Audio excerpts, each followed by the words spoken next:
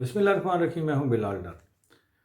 دوستو، آج ہم آپ کو ایک ایسے شخص کے بارے میں معلومات دیں گے جو جس کے ماں باپ غلام تھے، لیکن وہ ساری دنیا کی جو زمین ہے اس کے چھٹے حصے کے سیاہ سفید کا مالک بنا، اور اس نے 20 کروڑ عوام کے اوپر، 20 کروڑ لوگوں کے اوپر حکمرانی کی۔ اس سے پہلے کہ ہم آپ کو اس کے بارے میں تفصیلات بتائیں، نئے آنے والے دوستوں سے ریکویسٹ ہوگی کہ وہ ہم یوٹیوب پہ ہمارے چینل پاکستان والا ٹی وی کو سبسکرائب کریں، ویڈیو کو لائک کریں، کامنٹ سیکشن میں اپنی رائے کا اظہار کریں اس سبجیکٹ کے اوپر، اور اس ویڈیو کو زیادہ سے زیادہ شیئر کریں۔ تو آئیے اس شخص کے بارے میں معلومات لیتے ہیں قرۃ العین حسن کی زبانی، اور دیکھتے ہیں قرۃ العین حسن اپنی آواز سے ہمیں اس بارے میں کیا بتاتی ہے۔ روئے زمین پر سب سے طاقتور ایک ایسا شخص جس سے لاکھوں آدمی محبت بھی کرتے ہیں اور لاکھوں نفرت بھی۔ کسی زمانے میں اس کے والدین مزارے تھے، حقیقی معنوں میں غلام۔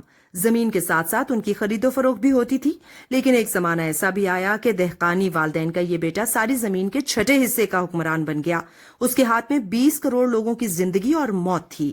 اس کا نام جوزف سٹالن تھا، لیکن اصلی نام آیوسیف وسارو نیووچ ڈزبکاؤ شاولی تھا۔ جوزف سٹالن 1889 میں روسی تیل کے ذخیروں کے قریب ایک چھوٹے سے تاریک اور بوسیدہ مکان میں پیدا ہوا۔ اس مکان کا ماہوار کرایہ 6 شلنگ تھا۔ جوزف سٹالن جارجیا کا رہنے والا تھا۔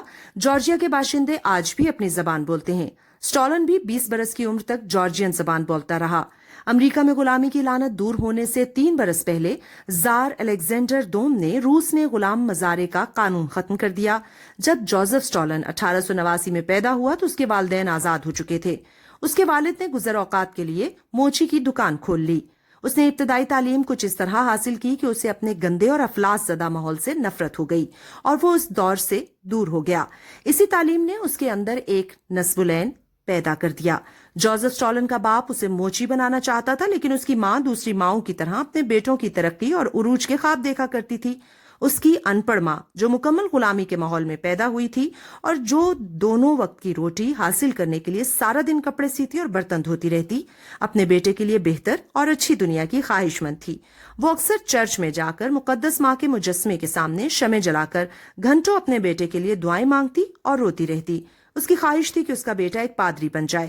اسے اپنی مشقت کی پرواہ نہ تھی، وہ ایک مقدس مقصد کے لیے کام کرتی تھی۔ اس نے کسی نہ کسی طرح اپنے بیٹے کے لیے ایک مذہبی وظیفہ حاصل کر لیا اور جوزف سٹالن ایک مذہبی ادارے میں پادری کی تعلیم و تربیت کے لیے داخل ہو گیا۔ وہاں وہ چند برس رہا۔ پھر ایک دن جب وہ 15 برس کا تھا، ایک واقعہ رونما ہوا۔ بذات خود یہ چھوٹا سا واقعہ تھا، لیکن اس کے نتائج اتنے گہرے ثابت ہوئے کہ اس نے دنیا کو ہلا کر رکھ دیا۔ بات فقط اتنی تھی کہ جوزف سٹالن کے ہاتھ ایسی کتاب لگ گئی جس نے تاریخی عالم میں ایک انقلاب برپا کر دیا۔ اس کتاب سے زیادہ آج تک دوسری غیر مذہبی کتاب اثر انگیز ثابت نہیں ہو سکی۔ وہ کتاب کارل مارکس کی تصنیف کیپٹل یعنی سرمایہ تھی۔ اس کتاب نے جوزف سٹالن کے جذبات کو اس طرح متحرک کر دیا کہ وہ فوراً کارل مارکس کے آدمیوں کے ساتھ خفیہ سرگرمیوں میں مشغول ہو گیا۔ اس کتاب سے وہ اتنا متاثر ہوا کہ اس نے اپنی زندگی عوام کے مفاد کی خاطر گزارنے کا تہیہ کر لیا۔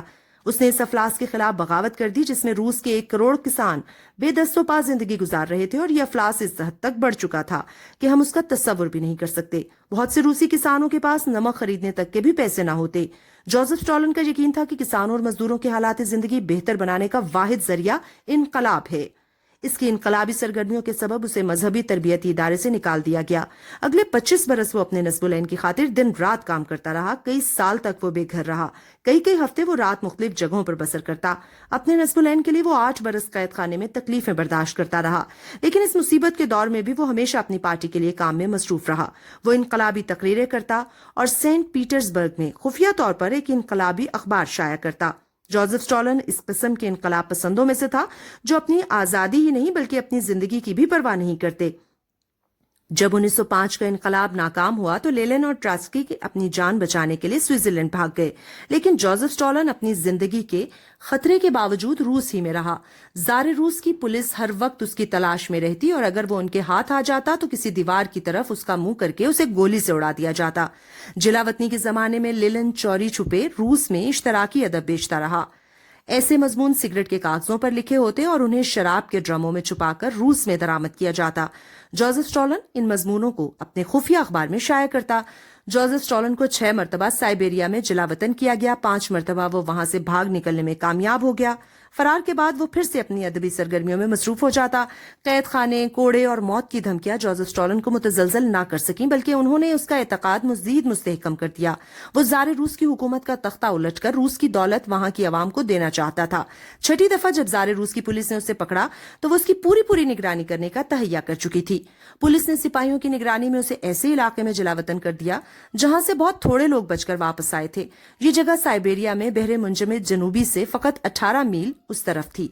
वहां उसे कैद में डालने की भी कोई जरूरत ना थी। अगर जोसेफ स्टॉलिन वहां से भागने की कोशिश करता तो सर्दी और भूख से मर जाता।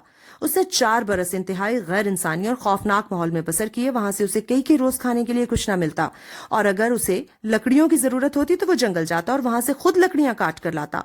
वहां इतनी सर्दी थी कि उससे मुताला भी ना हो सकता था। खुद को मुंजमद होने से बचाने के लिए उसे सख्त जिस्मानी मेहनत करना पड़ती।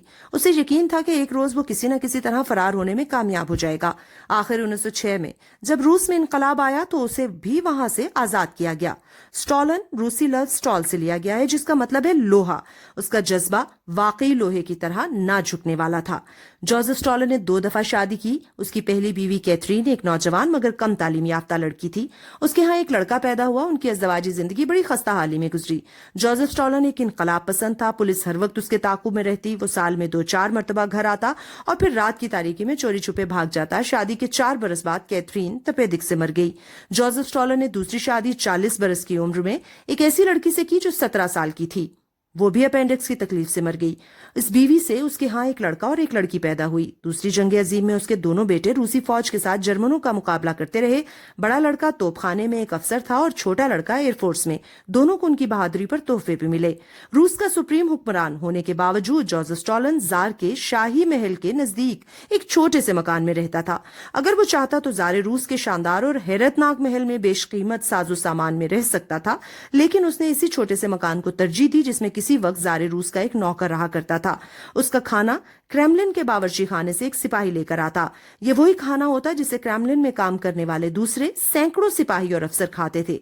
जोसेफ स्टॉलिन ने कभी खुद को नुमायां करने की कोशिश ना की। उसे दिखावे से सख्त नफरत थी। वो अजनबियों से मिलते हुए घबराता। दूसरे मुल्कों के सफीर कई साल जोसेफ स्टॉलिन को देखे बगैर रूस में गुजार देते। जब मुलाकाती उसके मोज़े की तारीफ करते तो वो फकत इतना कहता, ये काम उसके मुकाबले में कुछ भी नहीं जो अभी हमें करना है। इस कदर ताकतवर होने के बावजूद जोसेफ स्टॉलिन में एक बड़ी अच्छी सिफ्त पाई जाती थी। वो जानता था कि इंसान गलती का पुतला है और उससे कभी न कभी गलती हो ही जाती है, और अपनी गलती का एतराफ खंदा पेशानी से करता। उसने एक दफा लिखा था, सबसे बड़ी बात यह है कि इंसान में अपनी गलतियां तस्लीम करने की जुर्रत हो और वो इन गलतियों की रोशनी में अपने आप को हद्दुल इम्कान मुख्तसर अरसे में संवारने की कोशिश करे। जोसेफ स्टॉलिन ने जो काम कराना होता उसे करा के रहता, खा उसके लिए उसे सख्ती करना पड़ती। और रूसी इनकलाब के बाबा लेनिन ने एक दफा जोसेफ स्टॉलिन के मुतालिक कहा था, ये बावर्ची बेहद गर्म खाना सामने लाकर रख देता है, लेकिन अगर जोसेफ स्टॉलिन अपनी मनमानी कार्रवाई के तहत नाजियों का डटकर मुकाबला न करता तो खुदा जाने कितने इत्तेहादी सिपाहियों को हिटलर पर फतह पाने के लिए जाने कुर्बान करना पड़ती। डिक्टेटर जोसेफ स्टॉलिन ने रूस को बचाने के साथ जमहूरियत और हम सब की जिंदगियां बचाने के लिए भी बहुत कुछ किया है।